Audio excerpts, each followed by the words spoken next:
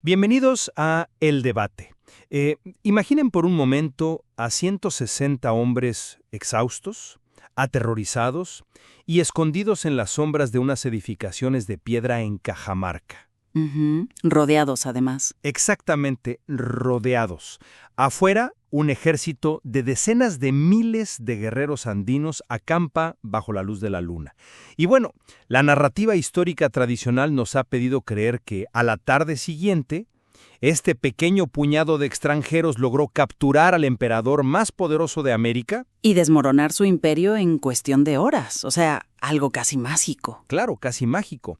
Pero cuando analizamos a fondo el colapso del Tahuantinsuyo y la caída de Atahualpa, surge una controversia fundamental, y es el tema que vamos a desgranar hoy. Y fíjate que es una controversia que cambia por completo cómo entendemos la conquista, de verdad. Totalmente. A ver, la pregunta central de este debate es la siguiente. ¿Fue la caída del Imperio Inca fundamentalmente el resultado de una fractura estructural e ideológica profunda provocada por una guerra civil que destruyó su núcleo desde adentro? ¿O, por otro lado, fue primariamente la consecuencia de un engaño diplomático y un terror psicológico sin precedentes por parte de los invasores europeos? Es una dicotomía fascinante. Lo es, y para dejar clara mi postura desde el inicio, yo sostengo que el Tahuantinsuyo ya estaba herido de muerte. O sea, la guerra civil destruyó su equilibrio espiritual y político al enfrentar la tradición de linaje contra la meritocracia militar. Los españoles, digamos que solo empujaron una estructura vacía. Ya, entiendo tu punto, pero yo sostengo que esa visión minimiza muchísimo la capacidad de adaptación andina. El Tahuantinsuyo estaba en realidad en una fase de transición, y la verdadera causa del colapso no fue una grieta interna irreparable, sino la manipulación psicológica y el engaño sistemático de los españoles frente a una visión que era progresista, pero trágicamente confiada por parte de Atahualpa. Bueno, para entender por qué yo difiero de esa idea de la transición moderna, tenemos que ver cómo estaba el imperio justo antes de que Pizarro pisara la costa. El Tahuantinsuyo había dejado de ser un solo organismo. Literalmente eran dos corazones latiendo a ritmos incompatibles. Sur y norte. Exacto. En el sur, en el Cusco, tenías a Huáscar respaldado por la legitimidad inamovible de la sangre divina, la panaca real y todos esos rituales milenarios. Mientras que en el norte, en Quito, tenías el corazón de Atahualpa. Pero ojo con esto, porque esa lealtad no se forjó en los templos, o sea, se forjó en el campo de batalla. Fue una lealtad construida en el humo y el acero de las campañas militares de su padre, Huayna Cápac. Sí, claro, pero... Y eso no es necesariamente una debilidad, ¿eh? Es la evolución natural de un imperio que se expande. A ver, sería una evolución si hubiera habido una transición pacífica, pero fue un baño de sangre fratricida. Y no hablo solo de territorio. Piénsalo así. En el mundo andino, la guerra civil fue un sacrilegio absoluto que rompió el cosmos. El Zapa Inca no era un simple rey europeo. Era una figura divina. Era el puente vivo entre los dioses y la tierra. Entonces, cuando Huáscar, cegado por la soberbia, captura a los emisarios de su hermano y los arroja al río Apurímac, bueno, cruzó una línea sagrada. Totalmente de acuerdo. Fue una provocación directa e imperdonable. Pero la respuesta de Atahualpa fue la aniquilación total. Ordenó matar a casi toda la familia real en el Cusco y masacró a las esposas de Huáscar frente a él. Al hacer eso, el tejido espiritual que mantenía unido al imperio se desintegró por completo. Esta violencia vació de significado a la figura sagrada del Inca. Entiendo a dónde vas. La civilización se quedó sin defensas inmunológicas, literalmente. Por eso digo que la llegada de los españoles fue solo el golpe de gracia a un sistema que ya había perdido su razón de ser. Comprendo la gravedad de la guerra civil.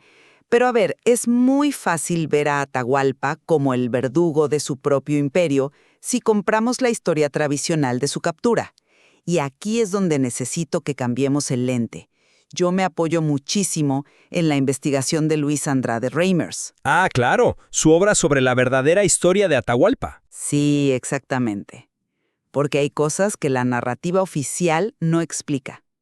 Bueno, lo que yo nunca he logrado entender de esa postura, la de Reimers, es la logística de esa tarde en Cajamarca en noviembre de 1532. O sea, matemáticamente hablando, ¿cómo es posible que 160 españoles sometieran a un monarca absoluto rodeado de su ejército de élite sin que el imperio ya estuviera quebrado internamente? Es que esa captura instantánea es un mito. Es un absurdo lógico que nos han repetido por siglos en las escuelas. ¿Un mito? Sí, Andrade Reimers demuestra con evidencia documental que esa versión es una simplificación burda para glorificar a Pizarro. Atahualpa no cayó en esa primera tarde. De hecho, él gobernó su imperio desde Cajamarca durante meses, manteniendo intacta toda su estructura de mando. Sus generales seguían operando, el imperio funcionaba. Pero a ver, si seguía al mando y el imperio funcionaba, ¿por qué terminó prisionero y ejecutado? Porque los europeos operaban bajo un paradigma de engaño y traición absolutos. Algo, digamos, inconcebible en la diplomacia andina de ese nivel. Atahualpa poseía una inmensa sabiduría y curiosidad intelectual. Su objetivo inicial no era someterse para nada, sino establecer un intercambio comercial. O sea, comprarles tecnología. Exacto. Él quería ofrecer oro, que en el mundo andino tenía un valor ritual y estético, no monetario, ¿eh? A cambio, buscaba la tecnología europea. Los metales, los caballos, la escritura, todo para desarrollar y modernizar el Tahuantinsuyo. Espera. ¿Cómo puedes llamar a eso simplemente apertura diplomática? Yo honestamente veo una soberbia desmedida nacida de su victoria sobre Huáscar. Él se sentía invencible en ese momento. No lo llamaría soberbia, era confianza en su estructura. Pero subestimó a los españoles precisamente porque creía que la fuerza bruta militar que le sirvió en los Andes sería suficiente con ellos. Ignoró por completo que estaba lidiando con reglas distintas. Es la clásica analogía del ajedrez contra el póker. Ajá, pero expliquemos por qué jugaban juegos distintos. Porque te aseguro, no fue por ignorancia andina. Exacto, a eso voy. El ajedrez tiene reglas visibles, ¿verdad? Las batallas incas eran ceremoniales, a plena luz del día, dependían de la superioridad numérica y bueno, el objetivo principal era capturar al enemigo vivo para asimilarlo. Atahualpa jugaba al ajedrez andino. Esperaba un parlamento. Gaño, armas de fuego, caballería contra infantería desarmada y un golpe de decapitación directa al líder. ¿No demuestra esto que la arrogancia de Atahualpa, su desconexión con el peligro real tras su propia guerra interna, lo cegó fatalmente? No, definitivamente no fue ceguera por soberbia. Fíjate en la mecánica de ese encuentro en Cajamarca. Tenemos que analizar el estado psicológico de los españoles. Los registros históricos, los del soldado Pedro Pizarro, relatan literalmente que muchos españoles se orinaban de puro temor al ver la inmensidad del campamento inca. Me imagino. Llevaban meses sufriendo enfermedades, hambre y hostilidades de que pisaron la costa. Eran hombres desesperados. Y bueno, un hombre acorralado es el más peligroso. Exactamente. Su única salida frente a una fuerza abrumadoramente superior era romper todas las normas de combate humano conocidas. Cuando Atahualpa le cedió los grandes galpones de piedra en la plaza central, no fue un error táctico de un rey arrogante, fue un acto de profunda hospitalidad imperial. Les abrió la puerta. Quería recibirlos, escuchar su mensaje, convencido por las profecías de su padre de que traían mensajes de Viracocha. ¿Y cuál fue la respuesta europea?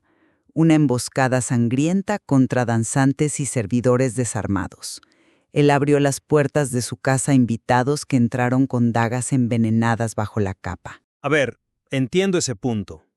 Pero si la hospitalidad traicionada fue el único factor real y el imperio seguía cohesionado como tú dices, pues esa emboscada habría sido irrelevante a largo plazo. Un líder capturado se reemplaza o se rescata. Pero la evidencia del material muestra que los propios pueblos indígenas e incluso líderes en los territorios del Reino de Quito traicionaron a Atahualpa y se aliaron con las fuerzas de Pizarro. Hubo alianzas, sí, pero el contexto importa muchísimo aquí. Pero la escala de esas alianzas es lo clave. O sea, ¿por qué se unirían a 160 extranjeros si Atahualpa representaba ese proyecto político viable y unificador del que hablas? Por la política de Pizarro. Lo hicieron porque las cicatrices de la guerra civil eran insalvables. La tiranía con la que Atahualpa aplastó el sur, la destrucción metódica del dogma cusqueño. Pensemos en masacres como la de Tomebamba, donde aniquiló a poblaciones enteras. Generó un resentimiento tan visceral que las provincias subyugadas vieron en los españoles a sus liberadores cósmicos. Ya, pero... El imperio se devoró a sí mismo, Y las alianzas indígenas son para mí la prueba irrefutable de que la lealtad andina ya estaba muerta. Ojo con esa lectura, de verdad, porque simplifica los motivos de esas facciones indígenas. Yo concedo que se unieron a los españoles, pero no se forjaron sobre un odio unánime hacia un tirano. Pizarro construyó esas alianzas bajo promesas falsas de autonomía local que jamás tuvo la intención de cumplir. Que encontraron terreno fértil para esas promesas. Luta que sí existió. ¿Te refieres a sus generales en el norte? Claro, figuras militares clave como Rumiñahui y Calicuchima. Ellos tenían ejércitos intactos. Rumiñahui, de hecho, desconfió de los extranjeros desde el primer minuto. Él vio a través del engaño europeo. Y aquí llegamos al verdadero porqué de la parálisis andina. El problema no fue una falta de lealtad estructural, fue la psicología del propio Atahualpa. ¿A qué te refieres exactamente con su psicología? A que Atahualpa estaba atormentado psicológicamente. Las crónicas señalan que sufría pesadillas terribles. Por la matanza previa. Exacto, estaba consumido por el arrepentimiento de la matanza que tuvo que llevar a cabo en la guerra civil, particularmente en Tomebamba. Esa carga de sangre fratricida lo llevó a aferrarse, de manera casi trágica, a la idea de lograr la paz con los europeos. Ya veo. Desde su prisión, él mismo ordenó a sus generales, incluido Rumiñahui, que no atacaran. Mantuvo a su ejército inmovilizado porque creía fervientemente en un pacto diplomático que detuviera más muertes. Fueron su compasión y su trauma personal, no su supuesta tiranía estructural, las herramientas que Pizarro usó en su contra. ¿Sabes? Esa interpretación pinta a Atahualpa casi como un mártir pacifista trágico, y me parece que borra por completo la brutalidad metódica que empleó para consolidar su poder. Y creo que esto nos lleva directamente al núcleo de cómo ambos hermanos entendían el liderazgo. Comparemos un momento la visión de Huáscar con la de Atahualpa. Iniciar la violencia armada. Sí, lo fue. Pero Huáscar representaba el orden cósmico tradicional. Cuando las tropas de Atahualpa rodearon Cusco y el mundo de Huáscar colapsaba, sus sacerdotes le rogaron que huyera a las montañas para salvarse. ¿Y qué dijo? Un inca no huye, un inca espera. Es una frase poderosa. Él encarnaba la inmovilidad de una tradición que, francamente, ya era ineficaz ante la maquinaria bélica del norte, lo admito, pero que mantenía el orden espiritual. Una tradición que también era profundamente excluyente, hay que decirlo. Tal vez, pero mira la alternativa. Tras derrotar a Huáscar, Atahualpa no buscó reconciliar las dos mitades del imperio. Humilló a su hermano públicamente, lo hizo caminar encadenado con grilletes pesados frente a sus súbditos. Al hacer eso, demostró que la fuerza, cuando se aplica sin justicia, se transforma en pura tiranía. Desde la óptica del Zor, claro. Al violar a las esposas de Huáscar y asesinar a sus hijos recién nacidos, Atahualpa destruyó la misma institución que intentaba heredar. El líder máximo dejó de ser un protector divino para convertirse en un señor de la guerra. Perdió el mandato sagrado. A ver, ese es un argumento convincente solo si miramos la historia desde el balcón de la nobleza cusqueña, pero tenemos que considerar los motivos estructurales de Atahualpa desde la perspectiva del norte. Te escucho. Según los textos de Reimers, Atahualpa no quería originalmente usurpar el trono absoluto. Su intención primaria era defender el reino de Quito, que era la tierra natal de su madre.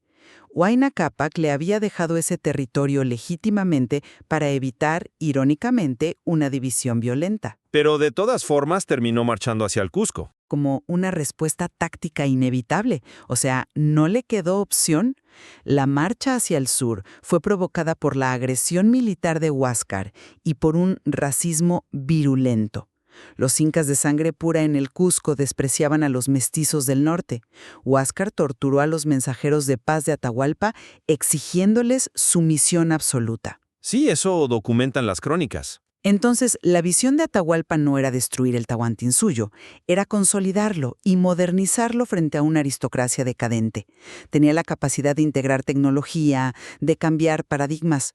Por eso, el desenlace en julio de 1533 es una tragedia inmensa. Te refieres a su ejecución, claro. Sí, a ese juicio falso, que fue una verdadera payasada jurídica. Los españoles lo acusaron de poligamia, que era una práctica estandarizada y un símbolo de estatus en la nobleza inca, y de traición por organizar a sus propias tropas en su propio territorio. Una farsa total. Lo ataron a un madero, lo obligaron a bautizarse bajo la falsa promesa de perdonarle la vida, y luego lo ahorcaron. Esa ejecución truncó un proyecto político que era perfectamente viable. El terror y la mentira española, no una fractura andina, abortaron el futuro del imperio.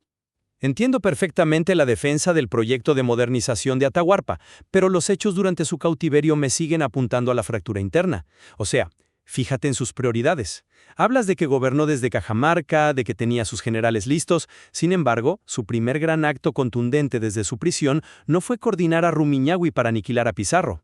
Ujú. Su primer acto fue dar la orden de asesinar a Huáscar, quien también estaba prisionero de las tropas norteñas en ese momento. Fue una decisión dictada por el contexto, no por puro odio ciego. Pero refleja su psique.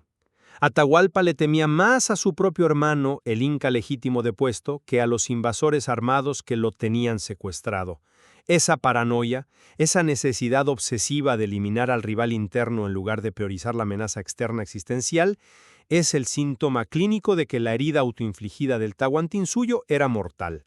Los españoles no derribaron la puerta del imperio, simplemente empujaron una puerta que ya no tenía bisagras. Te lo planteo de otra forma, porque esa orden de ejecución de Huáscar tiene una lógica brutalmente fría si entiendes la presión a la que estaba sometido. O sea, no fue simple paranoia, fue puro pragmatismo político en un tablero donde los europeos hacían trampa constantemente. Pragmatismo. Sí, los captores de Atahualpa ya habían amenazado con traer a Huáscar a Cajamarca y reconocerlo formalmente como el gobernante legítimo si éste les ofrecía más oro. Ah, claro, Pizarro aplicando la política de divide y reinarás. Exacto. Atahualpa actuó rápido para cerrar esa vía legal que los españoles intentaban usar. Y míralo desde el punto de vista diplomático durante esos meses. Atahualpa mantenía conversaciones diarias con Francisco Pizarro y el padre Valverde. Intentó comprender su teología, intentó leer sus intenciones. Cuando ofreció llenar esa famosa habitación de oro y plata, no fue un rescate desesperado de un rehén aterrado. En su mente era un trato comercial, un tratado de estado a estado. Pero, eso asume que los españoles tenían alguna intención de comerciar y marcharse. Y esa fue su gran tragedia. Él pensaba que la codicia europea funcionaba como la lógica andina, que una vez que saciaran su necesidad de metales, se retirarían pacíficamente a la costa o se integrarían como socios comerciales del imperio. El error de Atahualpa fue proyectar la ética andina de la reciprocidad, el concepto de la INI, sobre un grupo de aventureros desesperados que operaban bajo una doctrina de saqueo total. Claro. No hubo ninguna incompatibilidad estructural en el imperio, lo que hubo fue una incompatibilidad moral absoluta entre dos mundos. Y justo ahí es donde regresamos a la guerra civil, porque esa reciprocidad, ese AINI del que hablas, ya no existía. Atahualpa y Huáscar la habían destruido. O sea, cuando arrojas a tu hermano al río sin rituales, sin cantos funerarios, atado con las mismas cadenas que simbolizan la riqueza de la tierra, rompes la conexión de la civilización con sus ancestros. Pero las sociedades sobreviven a sus guerras civiles. Eso ha pasado en todo el mundo. Sobreviven si mantienen su base filosófica. Pero al aniquilar el concepto del Zapa Inca como mediador entre los hombres y el cosmos, la sociedad andina se quedó huérfana. Literalmente, los oráculos callaron. La tierra, en la cosmovisión inca, estaba manchada de sangre sagrada. Ya, entiendo el aspecto teológico. Por eso me mantengo firme en mi posición inicial. Ninguna civilización de esa escala y complejidad colapsa de la noche a la mañana únicamente porque 100 hombres con arcabuces llegan a la costa. Las grietas profundas de la soberbia militar, la ruptura despiamada del equilibrio sagrado y la aniquilación de la legitimidad andina fueron la verdadera herida mortal. Pizarro fue, digamos, simplemente la infección letal que entró en un cuerpo que ya había perdido todo su sistema inmunológico. Es una lectura con una fuerza poética innegable, lo admito, y reconozco el peso del trauma espiritual que mencionas. Pero a ver, no podemos permitir que ese trauma borre la evidencia táctica, histórica y militar. El imperio era un organismo herido, por supuesto, pero estaba activamente en un proceso de sanación y reestructuración bajo un estratega formidable. ¿Realmente crees que Atahualpa hubiera logrado repeler a Europa a largo plazo? Estoy segura de que si Pizarro hubiera operado bajo cualquier código de honor, sí. El Tahuantinsuyo tenía la capacidad logística, humana y material para adaptarse, asimilar la tecnología y repeler la invasión. Tenemos que desmantelar de una vez por todas el mito de la superioridad inherente y la conquista fácil. Fue la astucia perversa de los peninsulares, la traición imperdonable a la hospitalidad andina en la plaza de Cajamarca y el uso meticulosamente calculado del terror psicológico lo que desarticuló la respuesta andina. El terror psicológico como arma principal. Exacto.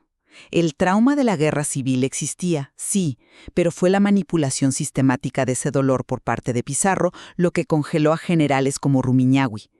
La destrucción de ese posible renacimiento incaico lleva a la firma indeleble del engaño europeo. No fue el simple resultado inevitable de un conflicto interno. Bueno, al final, escuchando tus argumentos sobre los detalles tácticos de Cajamarca y la manipulación de Pizarro, creo que ambos encontramos puntos de convergencia sumamente importantes hoy. Queda clarísimo que la historia tradicional, esa que nos enseñaron en las escuelas, ha caricaturizado mucho estos eventos. La idea de un imperio dócil esperando ser conquistado por europeos heroicos es absolutamente falsa y requiere una revisión profunda. Totalmente de acuerdo. Atahualpa fue un líder brillante y calculador. Su único error, y bueno, uno fatal, fue no dimensionar la infinita codicia y la total ausencia de restricciones morales de sus captores europeos. Así es. Y por mi parte también concuerdo en que el dolor y el trauma de esa sangrienta guerra civil dejaron secuelas que nublaron el juicio de los líderes andinos en el peor momento posible. Cuando la política interna se resuelve aniquilando al adversario, el Estado completo queda vulnerable. El choque entre un imperio internamente traumatizado y una fuerza invasora que operaba bajo el engaño absoluto es una tragedia de proporciones épicas. Y muy compleja. Muy compleja. Agradecemos a todos por acompañarnos hoy en el debate. La historia de Cajamarca, de Huáscar y de Atahualpa nos demuestra que los grandes colapsos nunca tienen una sola causa. Hay muchísimo más por descubrir sobre este tema en el material original de Reimers y en las crónicas. Así que los invitamos a que sigan explorando y formen sus propias conclusiones. Hasta la próxima.